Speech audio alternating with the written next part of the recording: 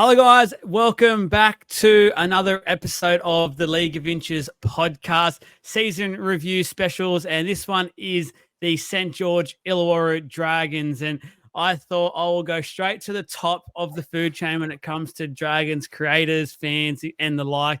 And I just need to go for the best. And that is the man himself, the Mad Dragon, which I'm so happy to have here to talk about the Dragons today. And I wasn't sure if he'd be keen to come on. I know he's been so up and so into it this year that he might have just really wanted a bit of a break and rest the voice box more than ever. But he's been kind enough to come on. And Mr. Mad Dragon, thank you for coming on. And just before we get stuck into the Dragon side of things, just let everyone know how you've been as well, and just a little bit, if they don't already, about the page. Yeah, so the Mad Dragons vodcast, it's basically just a group of blokes that gets together a couple of times a week to chat about the Dragons. Most people probably know me more for the game day videos, though. So, they're famous or infamous. I don't know what the right word is. Famous for sure. But yeah, just do a bit of a pump up video before on game day every week. Sometimes it's trying to fire everyone up, and sometimes it's trying to make people laugh. So hopefully you get a bit of everything.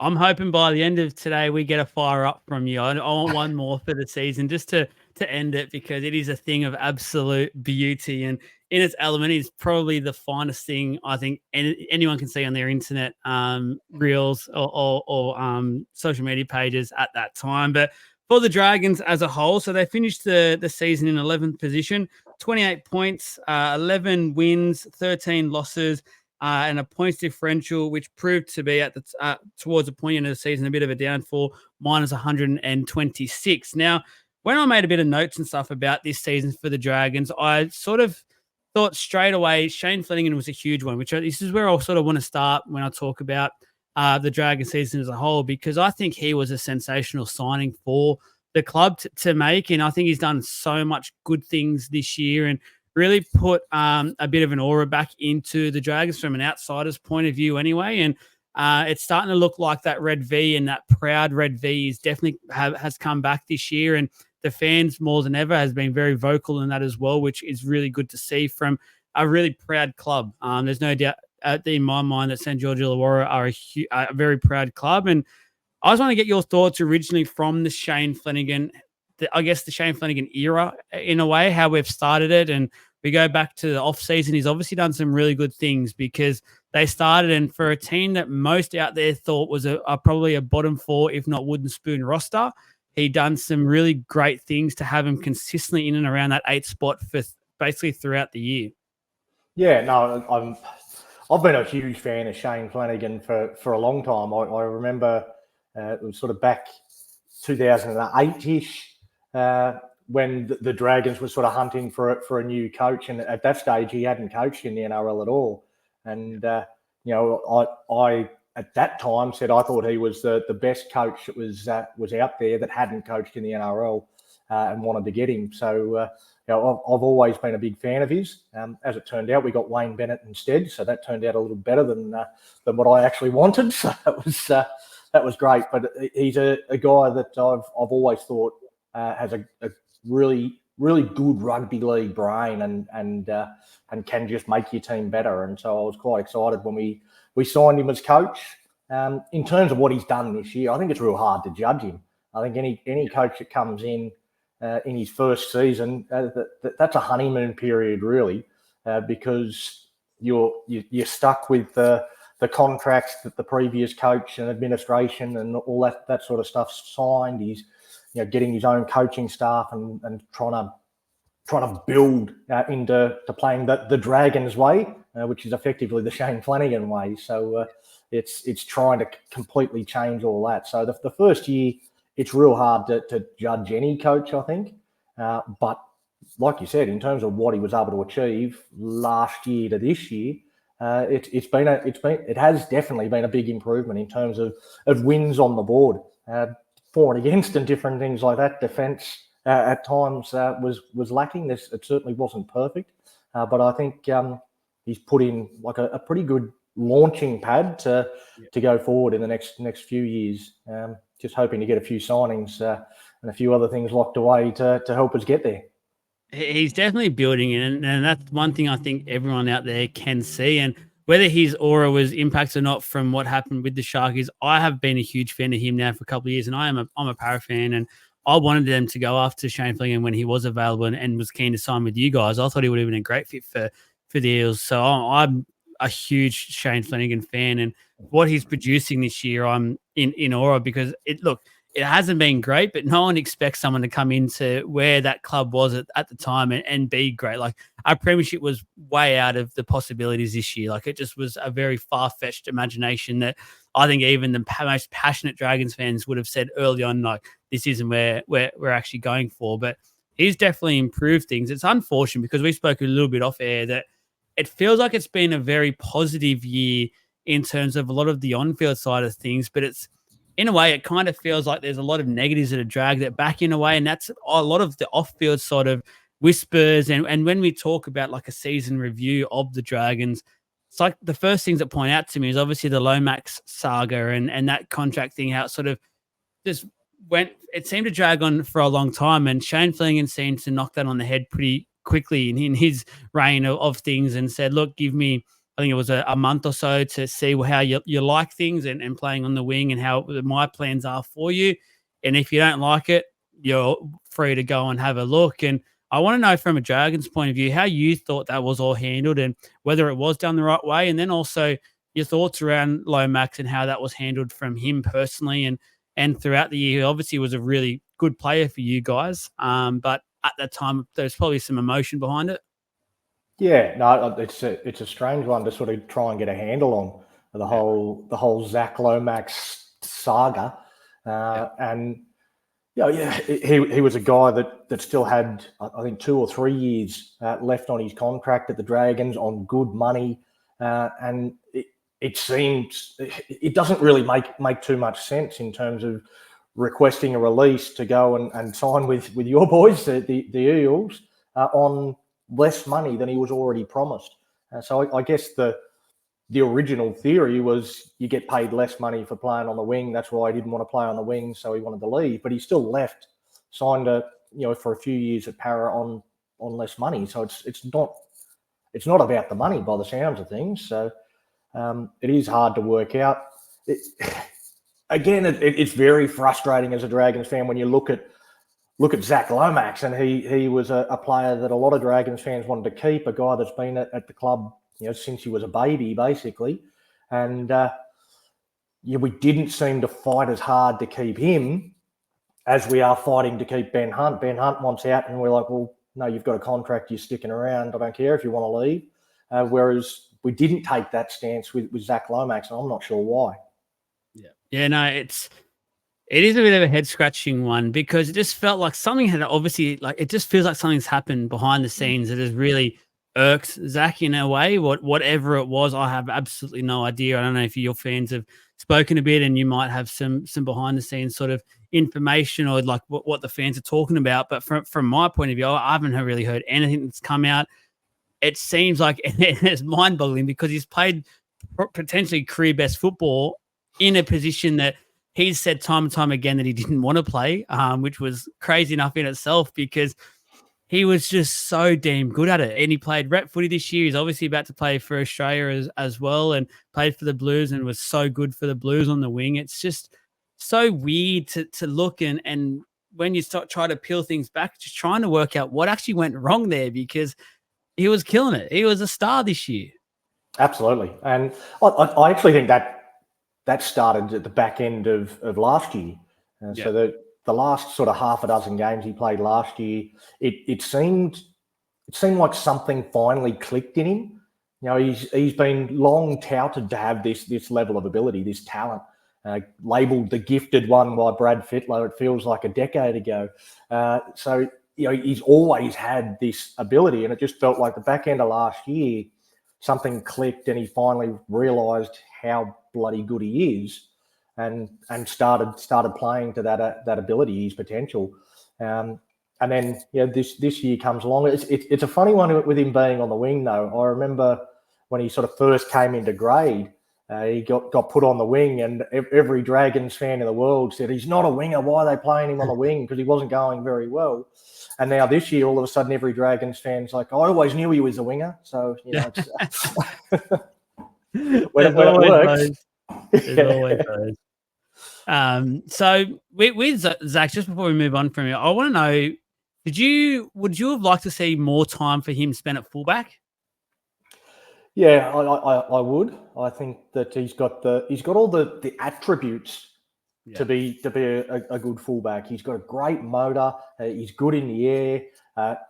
Him on the wing is very, obviously it's very good. He's had a fantastic season, but again, he's out on one side of the field, and then he's most dangerous when he sort of goes looking for the ball and he's hunting around the middle and he shows up in places where you don't expect him to be. He's got skills. Which, I think, with all due respect to wingers, they don't often need to have the level of skills that Zach Lomax possesses. He can ball play a little bit. He can obviously, play after contact. He's got an offload in his game and all that sort of stuff, which, I don't know, I think it'd be very useful in that fullback role, and I would have liked to see him get more of a chance there. But, Tyrell Sloan is a bit of an enigmatic character himself, and a guy that can break a game open, one of our few sort of X factors in the team. So we didn't have a lot of avenues to scoring points this year, but Lomax, Sloan were pretty much the main targets. And if anything good was going to happen, it was probably going to happen around those two. You mentioned him, and it's a great way to switch over to him. Tyrell Sloan, I think it sort of sums up the Dragon season almost perfectly in one player this year, because there were some times where he looked like an absolute superstar, and all that hype that has been building with him for, it feels like years now. It feels like there's always been this sort of talk about him, how good he can be, but then there's always so much said about all his, I guess, let's just say defense is obviously a huge issue for Tyrell Sloan, and has been for a number of time. And it looks to me like Shane Flanagan is starting to get quite frustrated with that as well, in a way. And he doesn't really have the answers. There's obviously rumors out there in terms of players he is trying to chase to perhaps fix that up and to, especially that defensive side of things. But Tyrell Sloan, as a fan, and his year this year, because as I said, there was definitely moments where he looked like, all right, this guy is one of those really good fullbacks that I know why the Dragons have put so much time, effort, and money into developing and getting him to this point. Where then there's other times where you're like, he doesn't even look like a first grader in a way. Like, no disrespect there to him, but I can feel the frustrations at time for you guys.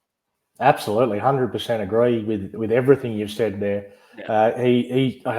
I mentioned before how back end of last year something just clicked for Zach Lomax, and I hope that there's that epiphany, that moment of realisation for Tyrell Sloan, because when it does all click and it does all come together, all his talent and his ability, his evasiveness, I think that he can be a wonderful player and an incredible weapon for us. You talk about his defence. I don't think he's defensively the worst fullback in the competition. No. I think guys like Reece Walsh and Kalen Ponga, they struggle with defence, but for me, Tyrell Sloan is not quite as consistently effective enough in attack as those two blokes. Those two guys absolutely break games open on the regular, and Tyrell Sloan does it occasionally, but he doesn't do it regularly enough for us to be able to forgive the defensive failings. And so, there's a few ways you can sort of look at it. I don't think he's ever going to be a great defensive player, but if he's not going to be a great defensive player, he's got to be amazing in attack pretty much every single week, and that's the point we need to get him to. I feel like Flanagan tried a few different ways to involve him and inject him into the game. I was doing a little bit more ball playing, getting his hands on the ball more often, but it's giving him that time and space where he can just use his own ability and his own evasiveness rather than trying to set other people up, I think is what we need to work out how to unlock. Yeah, no, it's going to be a huge preseason. I feel like either way for Tyrell, whether it's him still in the side, whether it's someone's coming in from another side and signs with the club, it's just a huge, I feel like, next 2 to 3 month period where we're going to find out what's actually the plan moving forward for that number 1 jersey for the Dragons. And I'm sure everyone is waiting to see what Shane's got up his sleeve, because no doubt he has something going off. Little, I feel like hints he's put in the media over the last couple of months regarding that position and where he stands with things. One player before we delve a bit more into the season I wanted to touch on, and this was a guy who I thought had a huge year and in a way flew under the radar in terms of just how good I thought he was, and that was Jaden Sewer. I thought he was sensational. He was a monster. Tried his ass off on a week-to-week sort of basis, and that's probably something we haven't been able to say about Jaden for a number of years now, where I feel like he's floated in and out of games a lot, and yet he's had one of those games where you're like, oh yeah, that's that representative player that we've signed and we love. Then he's had like, he'll have a 3 or 4 week stretch where he's basically just feels like he's not even playing in a way. But this year he was ultra consistent in my opinion.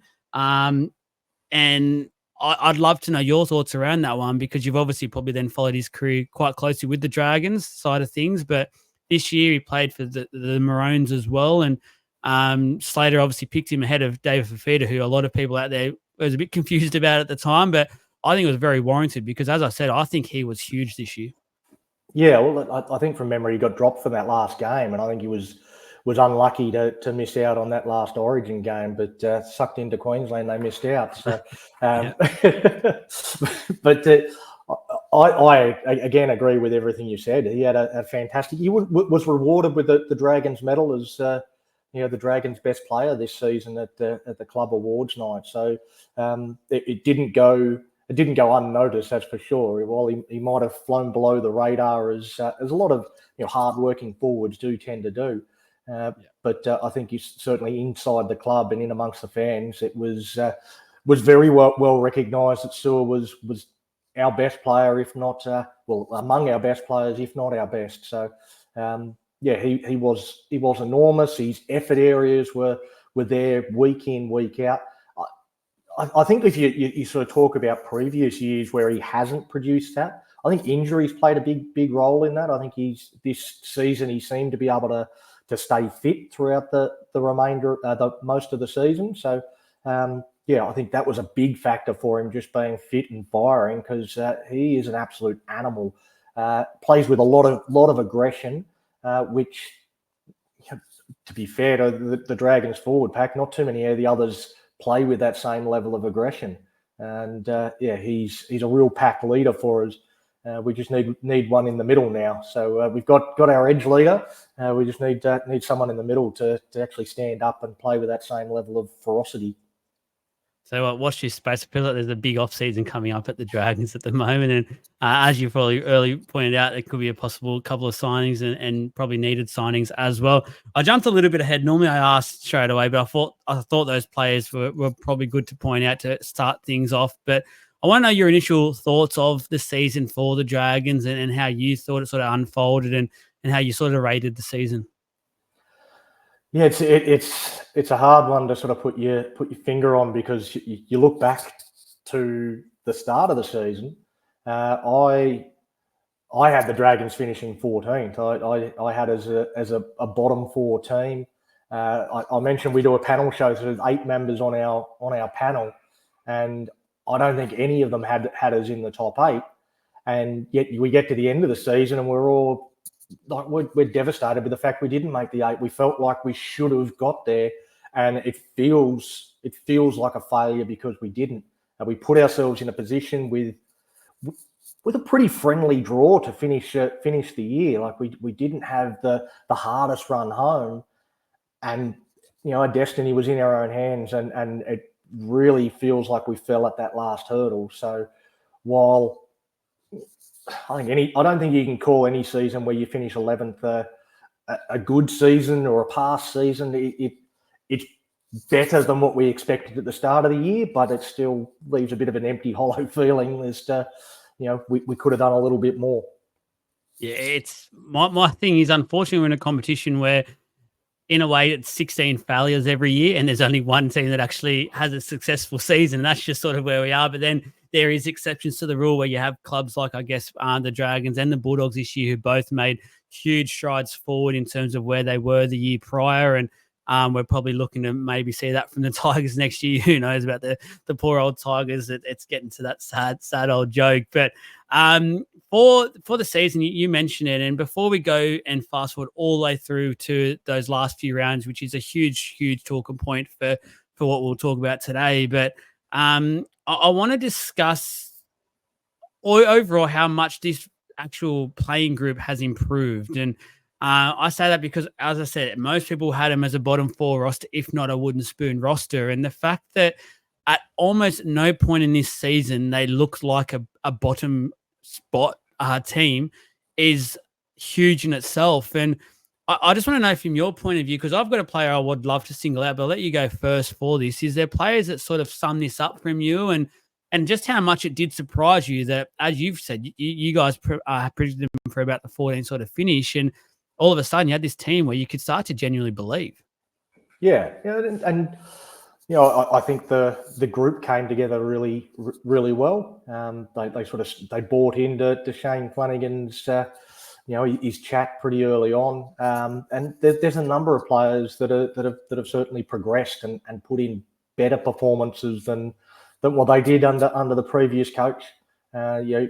We talked already about Zach Lomax. Tyrell Sloan, another frustrating year, but I still think it was an improved year for him. Moses Sully is a guy that I think he had his best year in Dragons colours as well.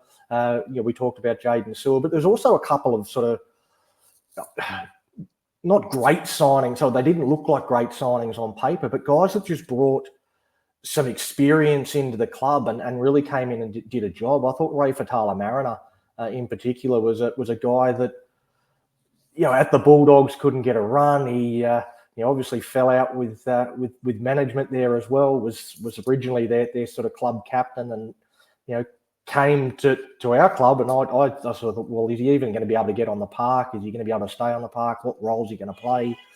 But I thought he was really effective for us, playing a few different roles off the bench and in the starting side when required. I thought guys like him, Ben Murdoch-Masilla is another guy that wasn't used in the right way by Anthony Griffin, and I think overall that most players improved on what they were able to produce the previous year. Obviously, that's not the case for everyone, but it's certainly some players that maybe didn't suit the new style that Shane Flanagan was putting together. But I think on the whole, most players were better than what the experts would have expected from them.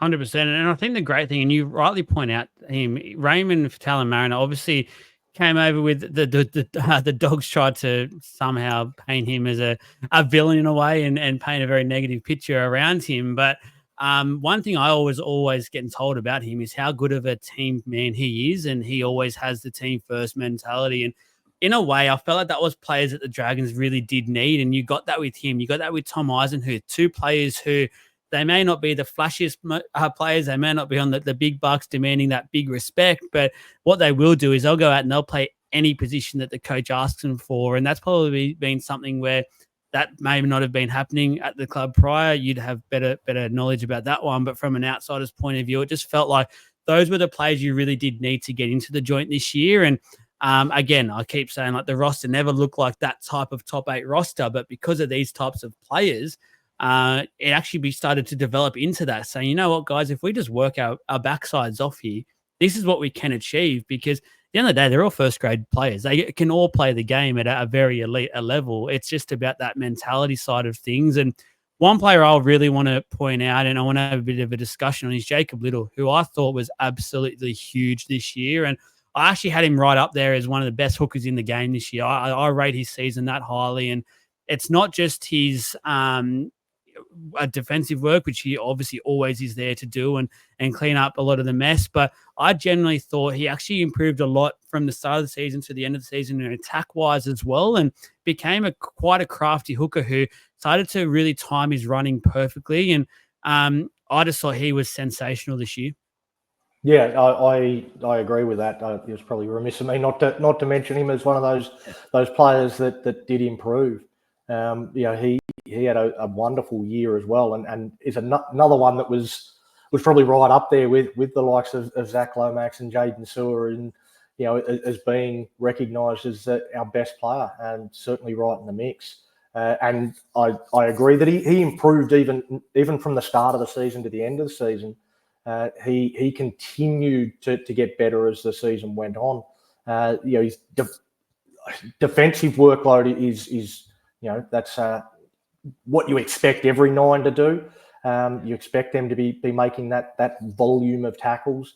But I think one of the most important things for Little is that there was really no backup. We had Connor Mullison, who's he's an okay reserve grader, but he's not really an NRL quality number 9. So he didn't have a backup, and it's always been the strongly held conviction of most that Jacob Little isn't an 80-minute player, and I think that was probably correct at the start of the year. We'd get to the 60th minute and he'd start to fall off a few tackles and start to labour a little bit. But I think by the end of the year, he was getting through that 80 minutes. He got to the stage where I think he's now a very, very competent 80-minute dummy half. And in terms of his running game, picking his times to run, absolutely fantastically, and really good acceleration. So can just bust a game open. There's a few times where, everything was going against us, and Jacob Little sort of put us on the front foot, and all of a sudden we could turn a game on its ear and get back into it. He had a fantastic season. Going to be interesting to see next year how the dynamic with him and Damien Cook works, because he's developed himself into this 80-minute hooker, and now there's another one coming along, so he won't have to play 80 next year, you wouldn't think. That Damien Cook has signed to become a centre now, so who knows there? But that is a very, very. I'd love to fast forward and say if they had the opportunity to sign Damien Cook right now, if the Dragons would actually go ahead and make that signing, because I think Little has really jumped in leaps and bounds, and as you said, established himself as that 80-minute hooker, and maybe a more of a depth sort of signing was maybe a better way to go moving forward. But again, Damien Cook is class, and you want those class players in and around your football club as well. But in terms of and one final thing that from mine shows how good his season was, there was not one single whisper this year about Hunt moving to 9, which every other year I feel there's always been those whispers around that position, and how good would it be putting Hunt back to 9. We didn't hear that once, so it was fantastic, and it just shows you how good Jacob Little's season was. We fast forward all the way through to basically it just felt like one game was needed to be won to play finals football, and from the season that it felt like that was the pass mark all of a sudden for the Dragons for the year, and they really earned to play that style of game, and it looked like at the time it was going to be a Dogs Dragons semi, which everyone in the game was so keen to see, and it was going to just be about who was getting the home game, and it would have been amazing atmosphere. But that one game just unfortunately didn't come. For mine, what game points out and stands out the most to me was obviously that Eels loss, a 44-40 scoreline. When you're up your season, you're basically playing for your season. You feel like they're going to come out and really play for that win and give it their all. And in a way, it felt like they did the opposite. They sort of felt like the game would come to them. It was just going to be an easy 2 points. The Eels would just sort of roll over in a way. They'd pack their bags off. They'd go celebrate playing finals football. As a fan, you obviously have mentioned on your podcast a number of times it was quite disappointing and deflating. Just let us know what your reactions were to that back part of that season and just the disappointment for it. Yeah, again, it's... We put ourselves in this position where our destiny was in our own hands. All we needed to do was knock over a team that was in contention for the wooden spoon. It seems like an easy enough task, but I don't know whether it was complacency or what happened. But to go out there and we were down 44-12 in that game with 10 minutes to go, and then It's crazy. To make it almost makes it worse that we then scored 5 tries in the last 10 minutes to get within 4 points. And it's like, if nothing sums up our season better than that game, I don't think. Like that is everything about the Dragons in terms of the good, the bad, and the ugly, all in one 80-minute performance. It was, it was a game we should have won, and then we had the the Raiders the following week that would have been to secure that spot in finals with another team that was outside the 8. So we had a couple of games to finish with, and we should have won both of them. But did not show up for 70 minutes in that Eels game, and put in what was probably one of our worst performances of the year, apart from that last 10 minutes. Yeah, when you needed it most. Do you think the roster overachieved in a way this year? I think they did. I think you sort of look through the team and what they were, where they were expected to finish. Overachieved, but not by much. I think again, the competition is so close that anywhere between 7th and 15th, there's about that much in it. Like there's just not much. There's a few things that go right or wrong in a handful of games that determines where in that frame you are. So, while I do think we overachieved a bit, it's probably a matter of the bounce of the ball in a couple of games going our way and getting a little bit of luck with a decision here or there. But it's a slight overachievement. Yeah, and that's not a bad thing at all. But that more so to me just suggests players don't rely on what has happened and where we have got to as a team and as a club. We go again this year and we make sure we work as hard, if not harder, to keep going and climbing that ladder and making sure next year is finals football, which I think yourself and the fans thoroughly deserve, and going back into playing those full-on finals games.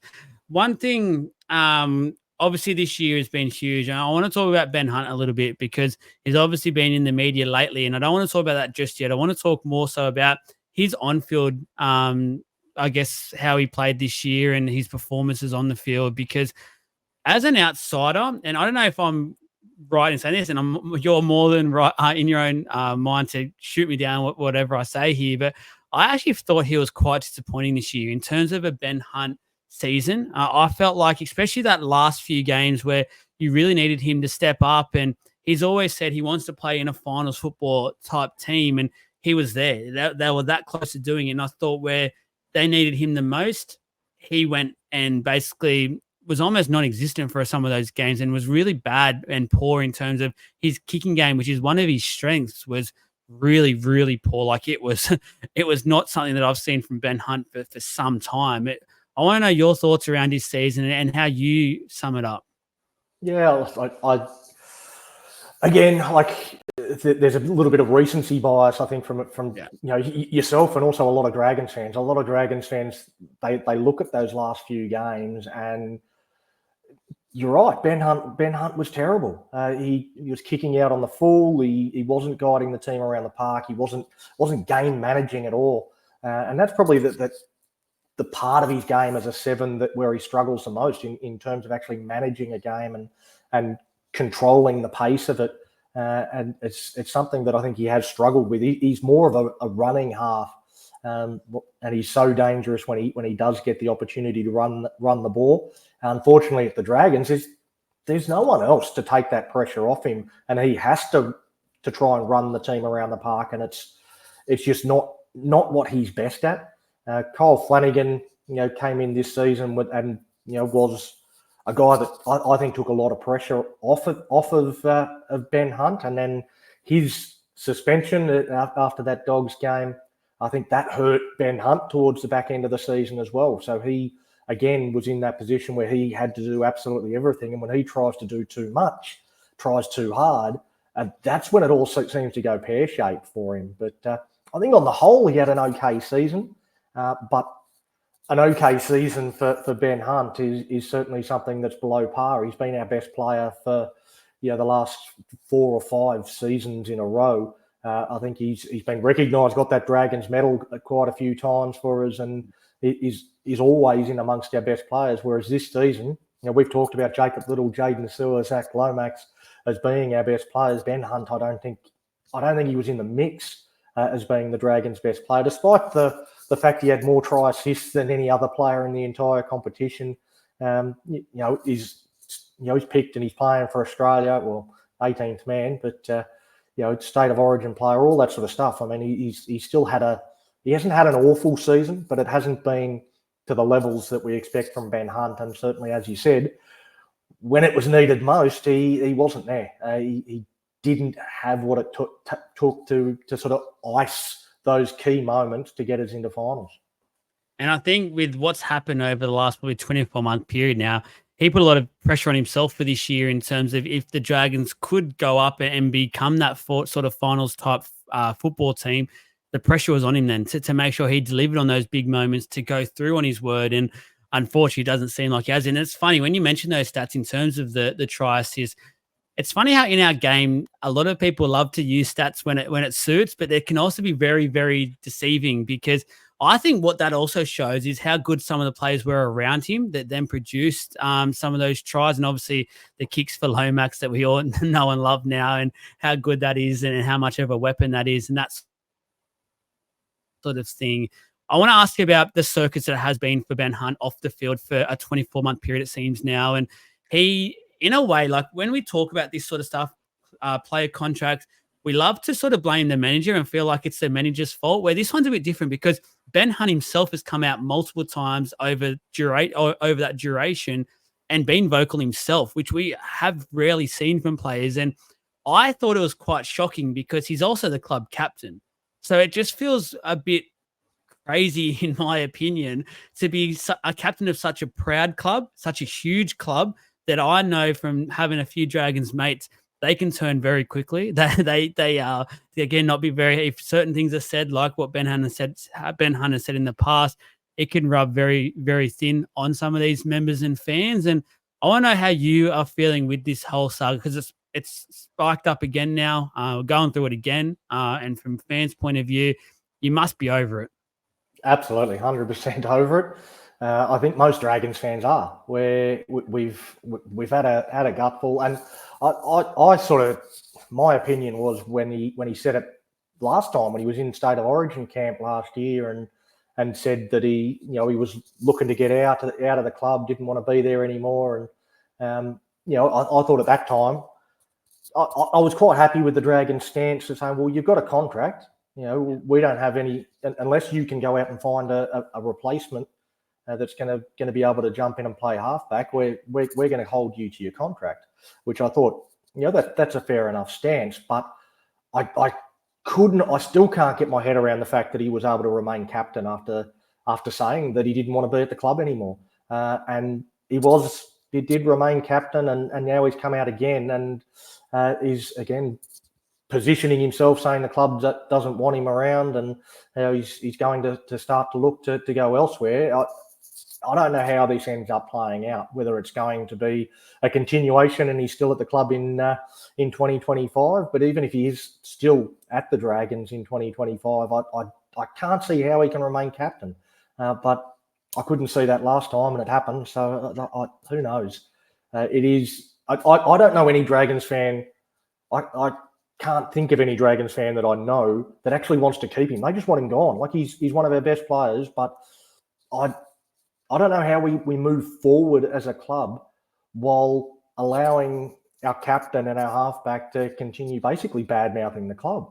That's where I'm at with it, because I just feel like, especially this year, making so many giant strides forward, it feels like keeping him there, if he's not happy, he's being very vocal about the fact he's not happy. It can have I feel like it can have quite a negative effect on some of this playing group there that are working their backsides off. We've just named some players before who have clearly worked their backsides off this year and really put the club best interest before probably their own bodies and things like that. And he just feels like, in a way, not saying he's not doing that, but his words are coming across and making people think that you're not all in here. You're clearly, you want to be elsewhere. You've said a number of times you want to be up in Queensland, which fair enough, that's your home, but you're on the big bucks here. And I'm with you. I cannot work out how he remains the captain of such a proud club. I actually want to know, is there someone that points out to you that could jump up and take that captaincy for the club? Yeah, well, again, we talked before, we had guys like Ray Fatala-Mariner and all that, Ben Murdoch-Masilla and Tom Eisenhuth and these sorts of guys coming into the club. They were brought in because there is a dearth of leadership. There really isn't any leaders in the club. And the guys that were our future leaders were Zach Lomax, he's gone now, and Blake Laurie, who, his form hasn't been good enough to even be in the team, let alone be in the leadership group. So it's a tough one. We probably look at some of maybe even the new recruits, guys like Damien Cook or Val Holmes, or if we got to go with somebody that's currently in the current squad, you're probably looking at a Jack DeBellin. Jaden Sewer's another one that Dragons fans like to throw around, but my money is that he's not actually much of a talker, so he'd be more of a do as I do, and I won't say anything. So I don't know whether he's got that sort of captaincy, qualities. But yeah, it's going to be interesting to see which way they do go. Even a Jacob Little, again, it's hard for a guy that probably won't be playing 80 minutes a week. So it might be one of those Tigers situations where we have 5 co-captains. Who knows? Hopefully not. I think Shane Flanagan's a massive fan of that sort of captaincy and leadership at a club. But just with the last bit of that, if let's say Ben Hunt does leave the club, what do you think for now? Let's say there's no signing made. I don't know too much about the junior grades, lower grades of players coming through for the Dragons. You obviously have probably much better knowledge for that. What would you say the halves pairing would look like next year? Yeah, well, there's not much. It's not much that's ready. There's a group of young players that are coming through that are very talented, but they're probably a couple of years off, if I'm being honest. So to chuck one of those guys into the deep end, or even rotate through a couple of different options and see which one's ready, it's not an overly attractive idea, I guess. But you're probably looking at shifting Kyle Flanagan from 6 into 7, which again doesn't inspire a great deal of confidence. He's serviceable. That's about the most you can say about Kyle Flanagan. He's not a brilliant player that's going to win you a premiership or even get you a top 8 berth. Yeah, so he probably moves into 7, and a young bloke that we debuted at the back end of the year, like King Togia, he maybe comes into the 6. There's a couple of other young guys, Ashton Ward might come into calculations as well. Shadi Amoud is another St George Dragons junior that could feature. We had Jonah Glover played in the lower grades last year, although I don't think he's quite good enough. But yeah, there's not a lot there. We might even end up seeing Damien Cook having to play in the halves. So that's another possibility.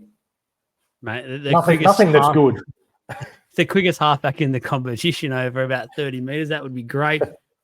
Let's say hypothetically you sign Clint Gutherson, which is obviously a huge rumour out there at the moment. Who knows what would happen if that is immediate as well. But if it does happen, would you play him in the halves or at fullback?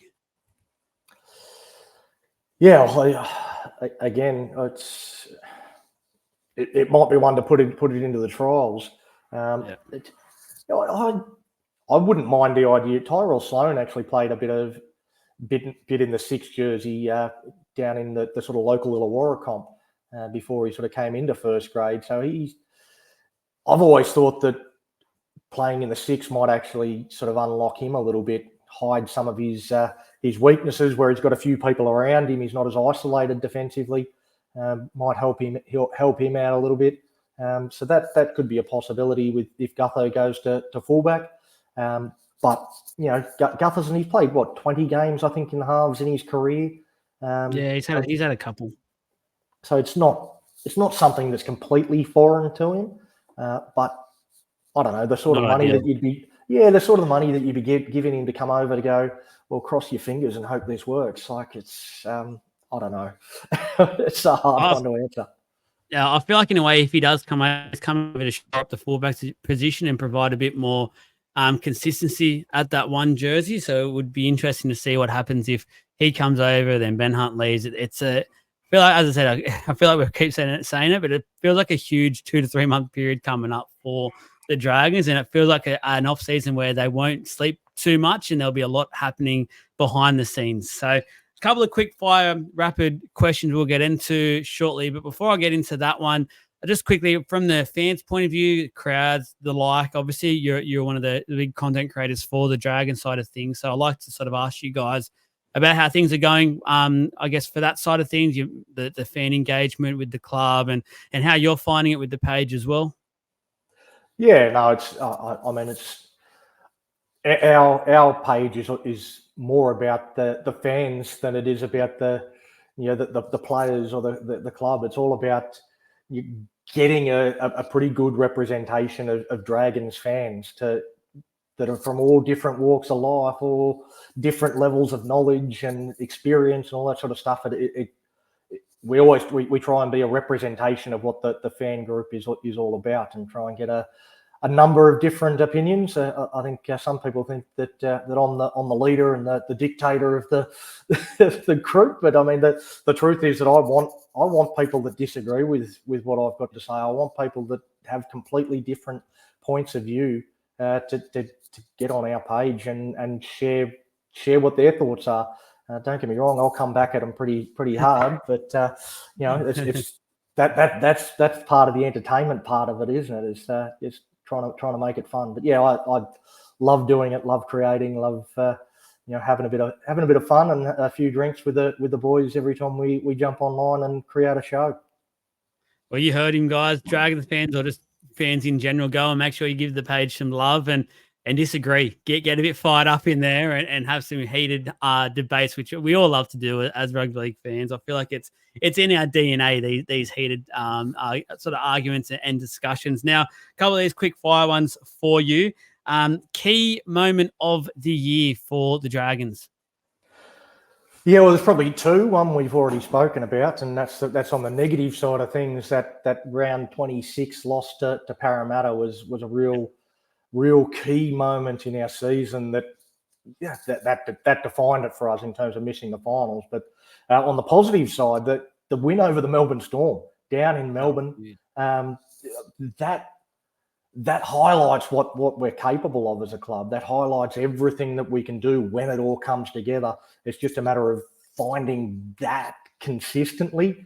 That's the challenge. The challenge for all clubs, I guess, is to find that level of consistency to play your best week in, week out. But that was by far the best performance of the Dragons all season. And it broke a long hoodoo. We hadn't won down in Melbourne, since 1999, since the mundane curse is broken. Man, honestly, watching that game, I thought to myself, goodness me, the Dragons have a football team on their hands at the moment that is going to send some shockwaves into the competition. That's a performance where I hope they go back and watch a number of times in the off season and go, this is our quality, this is what we reach, and this is what we set ourselves to on a weekly basis. That's the sort of football team we want to become. For mine, I sort of went a bit off field. I went for just how Shane Flanagan handled the Zach Lomax situation. I thought it was a real line in the sand for the club that hasn't been there for a few years now, where he's basically just said, like, we're not going to have this soap opera in a way. It's funny because I feel like in a way he's gone back on his word with this Ben Hunt situation, but the way he handled that Zach Lomax, I thought was really good coaching and really good club management as well. They gave him that little small chance and then said, basically, that's it. Let's go and sort this out, get it done, go sign with who you're rumored to, the Eels, and let's move on. Let's enjoy the rest of the season. Let's try and create something, and away they go. So I thought it was good, really good management by the club and by Shane Flanagan as well. Surprise packet of the year.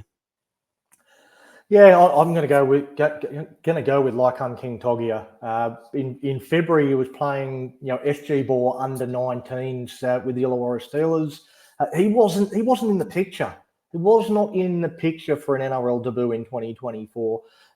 Certainly earmarked as a potential player of the future, but for him to push through the grades, through the SG ball season into the Jersey Flag side, into the New South Wales Cup side, and to get to the point where the coaching staff noticed him and gave him that NRL debut.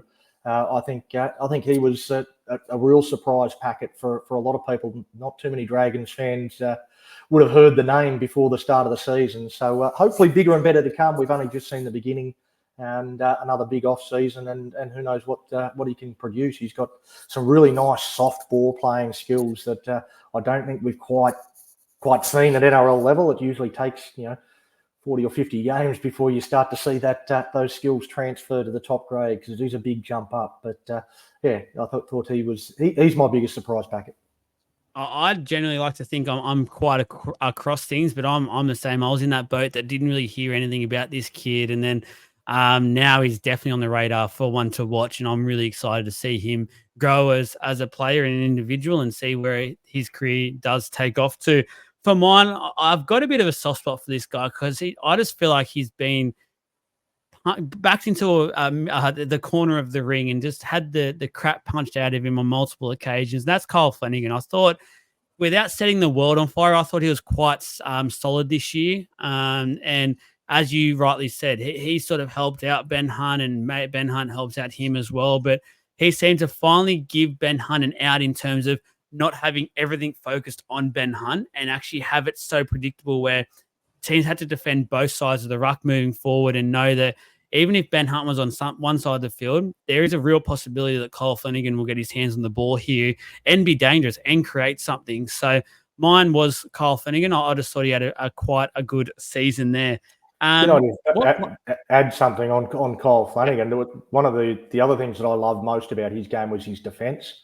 I think for a number of years the Dragons have had talented attacking sixes, but really suspect defensively, and that side of the field was really locked down with Kyle Flanagan. I thought defensively he was outstanding. So that was the big plus for me with him coming into that role. And one thing I probably forgot to mention that I should, his confidence side of things, whether he faked it at the start, I'm not too sure, and he'll know the answer to it, but he looked like, as soon as he had that red V jersey on, and whether that's the help from his father, but he looked a very confident figure and a confident player, and knew what he could bring to this side, where we've seen him over the last couple of years, just because of how I feel like he was very unfairly treated at the Roosters and not given much time there at all. And then we saw how he worked with the Dogs, but he's just been through a lot, and it just looked like his confidence had been completely sapped. But it's great to see him come back and have that confidence in his game. Who needs a big 2025? Blake Laurie. He won the award as our best player in 2023. He was touted as a future captain of the club, club junior, real leadership credentials. He was talking before the start of this season of what he needs to do to go to that next level and become an Origin level player. Instead, what he did was play like someone who wants to go back to reserve grade. So I thought he had a really disappointing 2024 and needs a big 2025. He's got to turn it around. Yeah, I got a mate here, Sid, who's often on the page on the podcast. He's a mad Dragons fan. He's lived and breathed Dragons since he was born, and I won't repeat some of the stuff he had to say about Blake Laurie's year this year and any time he was on the field, but let's just say he was not pleased at all with him, and he said pretty much the same thing. He felt like he took a massive step back this year, and when they needed a forward leader, and it finally felt like he became that sort of player, it just completely sapped and became the opposite in a way. I've gone, I feel for this bloke in a way, but I've gone Tyrell Sloan just because I feel like this is honestly the last chance for him with the Dragons. And if he can't succeed there, it'll be Super League, in my opinion. That'll where he'll end up. And it's a shame because we keep saying it. We see moments where he is almost an elite NRL fullback with some of those games he can put on. And that game against the Roosters this year, he was sensational for. That really sticks out in my opinion. But yeah, it's a huge off season, and let's just see what Tyrell can produce, and if he can bring that consistency for both attack and defense side of his game, and hopefully for Dragons fans' sake and your sake, he can produce that. Who is your player of the year? Yeah, I know Jaden Sewer got the Dragons medal, but I'm not sure how you give it to anyone other than Zach Lomax. He had an outstanding season. I think we're really going to miss him in 2025. And I know a lot of people say, well, yeah, that's because he got put on the wing. But the way that he played, I don't think it would have mattered if he was on the wing, in the centres, fullback, could have put him in the front row and he would have been our best player. Like, he was just a competitor every week, every game. He just went to another level, and I think he was our best player over the course of the season. I cannot agree with you more. He felt like he flicked on beast mode every week and decided to enter that phase of his abilities, and he was an absolute machine. And if there wasn't a guy called Brian Toe out there, he was easily the best winger, in my opinion, of the year. And just shows you how good of a year that the guy had. That he played a position he didn't want to play, and he just absolutely brained it and killed it throughout the year. Let us know, Mad Dragons, where everyone can find you if they are wanting to, as I said, have some friendly banter with yourself, but also watch these videos that you put up. You mentioned it is not infamous, it is famous. These fire up videos that you produce on a weekly basis. It fires me up, and I'm not even a Dragons fan. So let them know where they can find you. Yeah, just you look up the Mad Dragons vodcast on Facebook. We're on YouTube. We're on Instagram. We're on Twitter or X or whatever the hell it's called nowadays. We're pretty much on all the normal social media channels. We post regular content throughout the season. I do try and have the off season off, so we don't create a show during the year. We've got the podcast as well that you can find on Spotify and everywhere else where you might get your podcast as well. So we're in all the normal places if you want to listen to Dragons content, and a bunch of Dragons fans just giving their thoughts. We don't have any particular expertise or inside knowledge. It's just about the fans and how we feel about everything that's going on with the Dragons. That's what I absolutely love about your page. You just say it how it is, and I really do respect that. Guys, please go make sure you give him some love. If you're listening or watching this episode, go on to the page. I'll tag a post up when this is available. I'll have the Mad Dragons page on there, so go ahead, give him some love. But really appreciate you coming on. Good luck for 2025. 2024, we've established there were some definite building blocks established for your club, and I think some really handy signings in that as well, which I'll talk more in detail with our previews at the start of next year. But really exciting times, I think, to be a Dragon. Absolutely, mate. Looking forward to it. It should be a good 2025. Can't wait for next season. So hopefully it's one where the Dragons fans get to fire up. I'm sure it will be. Enjoy, guys.